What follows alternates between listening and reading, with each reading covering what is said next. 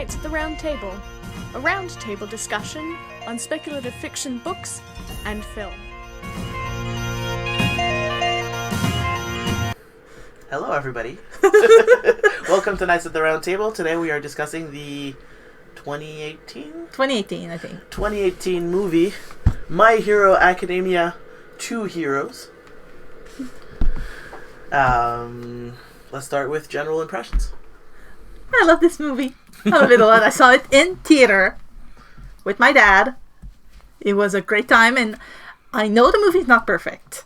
I know the animation can be so-so at times. But I love this movie. And I love My Hero Academia, and I will continue to love this movie probably forever. It was the last movie I saw with Dad before he died, so at this point there's no objectivity left. And also I like the universe. Understand. Okay. But the reason I put it in the bowl is because I wanted to see how it held up to people who are not into My Hero Academia, such as you. So I found it really enjoyable. It was an anime movie. Which is not like a bad or it was just for me it was very, it followed a very the structure that I know from anime movies in general, and you know I had a really good time watching it. Yeah, and I thought it was really funny too. It has a lot of good parts. Yeah, it wasn't perfect for me. It wasn't like it didn't blow my mind, but you know I had fun. Good. It was enjoyable. It was enjoyable enough that Joelle came back and I was not quite finished. And I was like, no, we're waiting because I finished this movie. Oh, nice. I'm glad. Yeah. So, how easy/hard was it to follow along with? Because you don't know anything about My Hero Academia. No, I don't know anything about My Hero Academia, but it was actually really easy to follow along. You know, I thought that I don't know how much repeating there was in this movie of the series, but I felt like, you know, I got my bearings, I understood the characters well, I understood the world well, so, like, they did a really good job catching me up on whatever I would have missed in the series. Yeah. I would say there wasn't that much repeating. That's what I said, but I could follow along, but of course I could have followed along. I was all caught up, and at the point the movie came out, the story was further ahead than it was in the movie. Like, they set the movie at a specific point. Like, it's between season 2 and season 3 of the anime. Okay. And it's chapter 70-something of the manga. Like, somewhere around there. So, and I was far ahead of that. Cool. When the movie came out. So I would have been able to follow along no matter what, but I'm glad that it can. It's what a good movie should do. It should be able to stand on its own. Yeah, definitely. It should, you know, you shouldn't have, like, all these questions going, like, what's going on? Why is this world? Why does everybody have a superpower?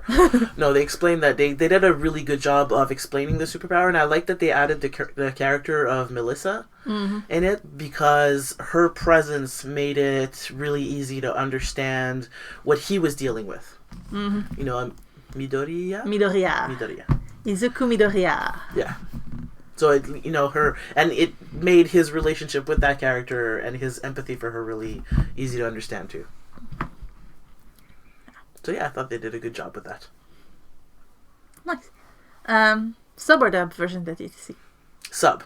Okay. Yeah. I didn't know that there was a dub. I imagine that there must be. There is. I've seen both. I saw the dub at first because I would not have been able to take my dad to a subtitled movie. I understand. I wish I'd seen the sub in theater because, as you can imagine, it was packed full of fans. And whenever a new character appeared on screen, yeah! And you missed the next 2, 3, sometimes 4 or 5 seconds of dialogue because people were cheering. This is probably the one thing that I didn't quite get caught up. I couldn't get really involved in all the characters because there was a lot of them, and they all seem to have, like, their personality, but you just didn't have enough time to spend with any of them to, like, really care about them. I was like, hey, all these background characters are here. Who is this guy again? Yeah, that was probably the one thing that watching a movie that's set, like, after 2 seasons of an anime, probably, like, whoa. Yeah, you know who all of the characters are, and you already have favorites, and you already have It reminded me a lot of watching the Ranma movies and OVAs when I was younger, because there's as big a cast and they're as like, they kind of do like this hurried job of like explaining, okay, this is what's going on here. Okay, let's get on with this story now. So it reminded me a lot of that. Yeah. Like you said, anime movie. Yeah, exactly. That's what it is. But yeah, so is there anything that you didn't like about the movie? And like I said, some of the animation was a bit wanky because they were working on that movie and on season 3 of the anime at the same time. Yeah. So the animation team was split in half. So there are moments, like the Sakuga moments that are good and they are great. You can see those. And there are moments that are just like thrown together. Yeah. And it's the same thing in season 3. And that's Okay. a bit of a shame, but well. Yeah, there were a few moments that I was like, wow, the animation's really cool. Like you could really feel like the movement of stuff, and like, there was a lot of action scenes that were quite well, like, well, not shot obviously, but drawn. Yeah. Like that gave you a lot of feeling of movement and expansion and everything. And then there were shots where like this guy's finger is this big. Yeah. And the rest of his hand is like smaller than this one finger. Yep. And that was clearly unintentional. But, generally speaking, I thought it looked visually very good. Mm-hmm. Despite those little finger moments. The awkwardness of some of that. Shut up!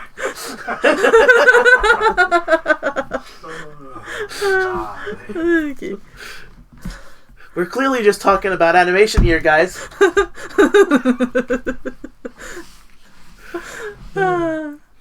So, the problem I have when I talk about things I love is that I just don't know what to say. I love them. Well, why do you love it?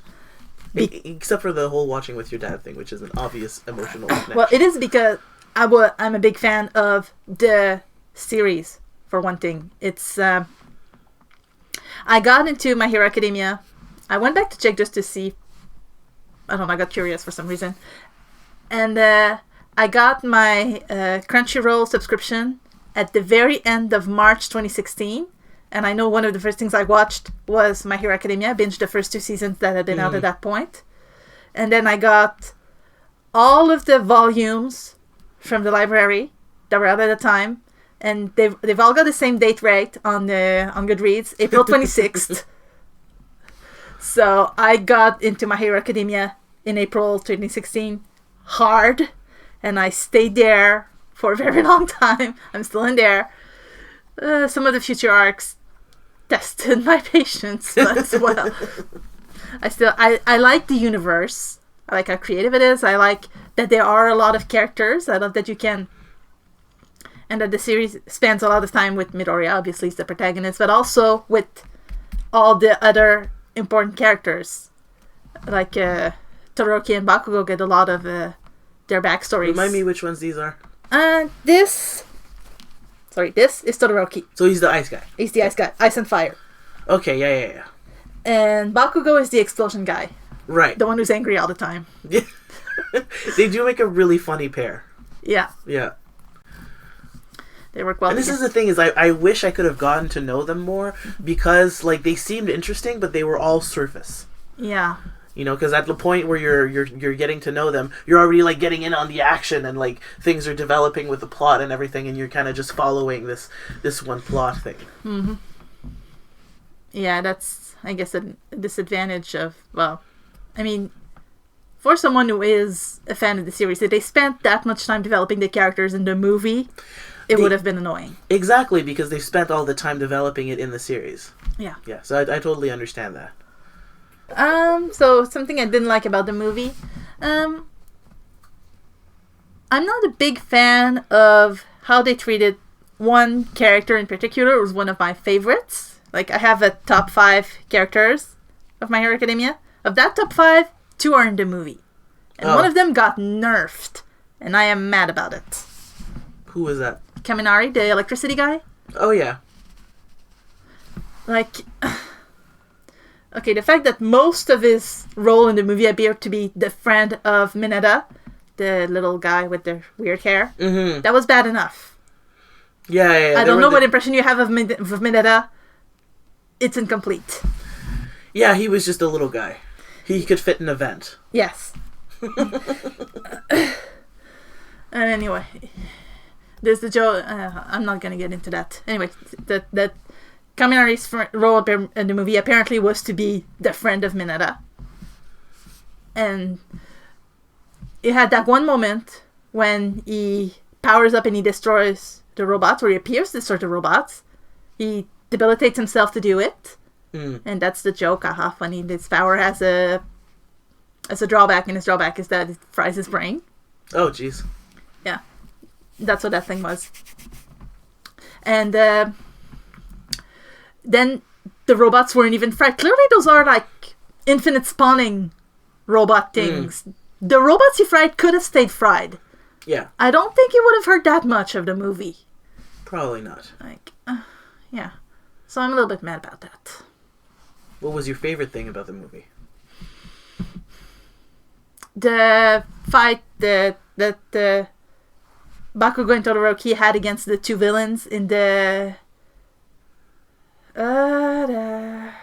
what's the word? Damn it! Where they grow the plants. I don't remember. Okay, the 80th floor. There's that garden place plant where they grow the plants and. Yeah. Une serre, c'est quoi le mot en anglais? Greenhouse. Greenhouse. Yeah. Thank you. We're francophone. Yeah, they're having that. Okay, they're making that way up the tower, trying to get to the 200th floor, and they get to the 80th. After having warned the villains that they were there because Mineta was stupid and opened the door. Anyway, and they hide in the greenhouse, and Bakugo and Kirishima are there. Mm-hmm. And then Todoroki sends the others ahead and stays with Kirishima and Bakugo and fight those two villains. And Bakugo and Todoroki are the two powerhouses from that class and from the group of heroes that we follow. So watching them fight together is always a lot of fun. Mm-hmm. It's a lot of fun in the manga. I don't know if it happened in the anime yet, but except for when they fought against each other for another thing. It's fun watching them play off each other. Mm-hmm. So that scene was one of my favorite of the movie. See, I think I missed a lot of that dynamic because I was missing a lot of that background. Because to me it was just like, oh hey, superpowered people going boom boom boom. Yeah. Is it viewable without having seen the anime?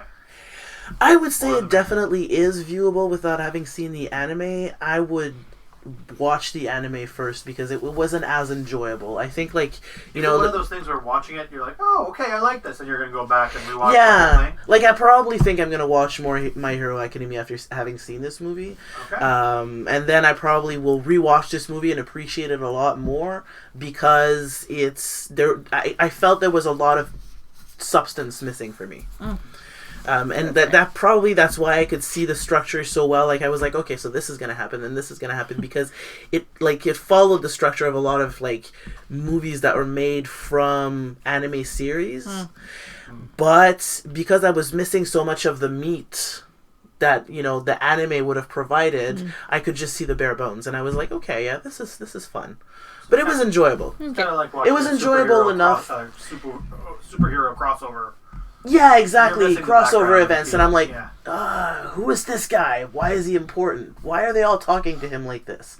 You know, like, yeah, sort of.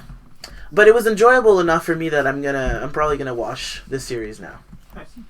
Because it was a lot of fun. Did you have a favorite part?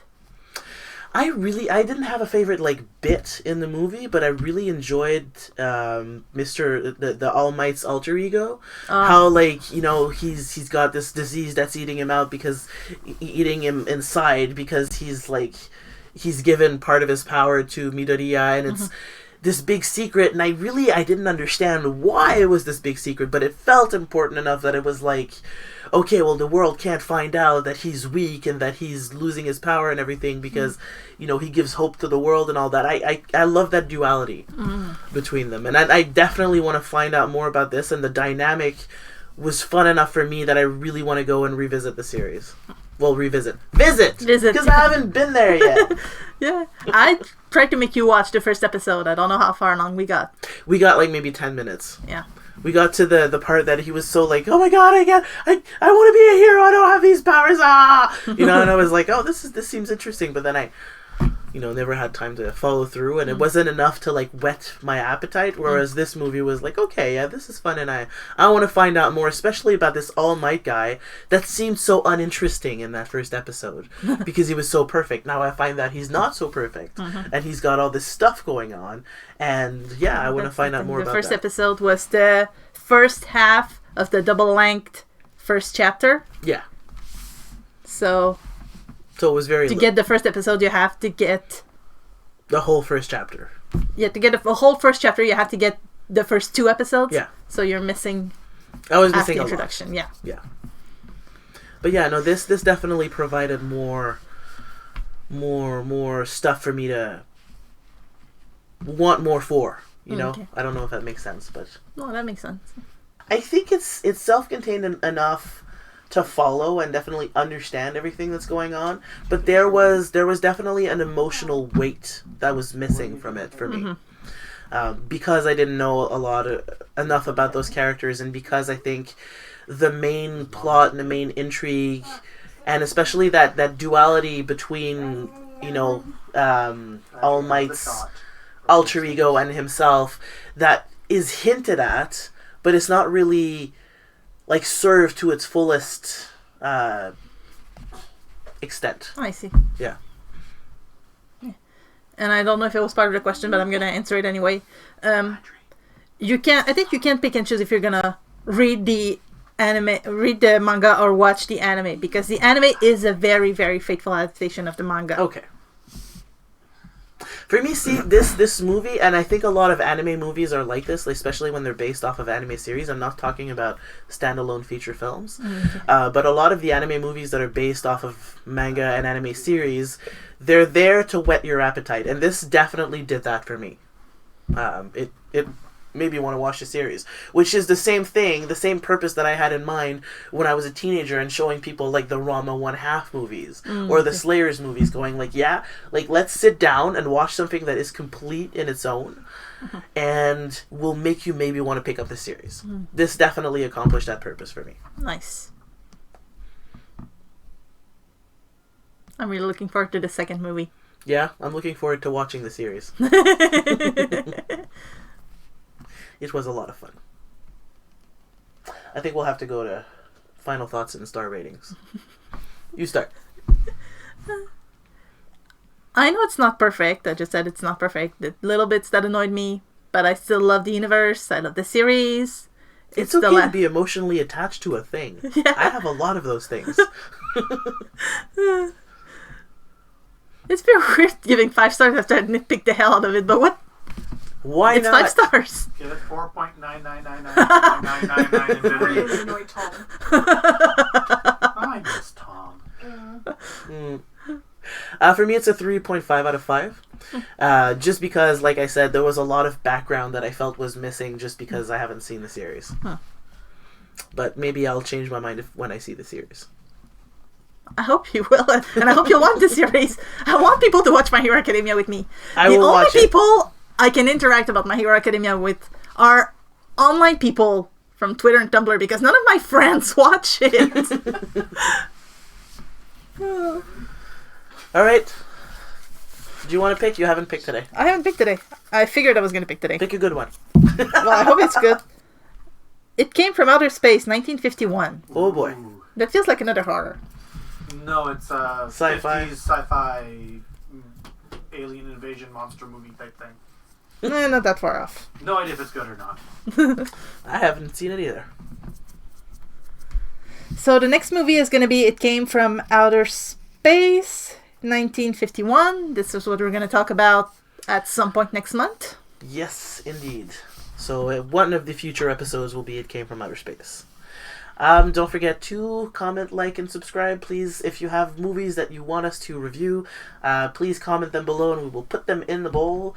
If you have questions or anything, please leave them in the comments down below. Like and subscribe again if you haven't, and ding that little bell there so you can find out when our videos are coming out. And Follow us on Twitch so you can get these live streams and ask questions that will be answered right away. We love questions. All right, so that concludes our video. Yeah. That concludes our video. Concludes our video. The end. The end. Thanks for watching. Thanks for joining us. Bye. Bye.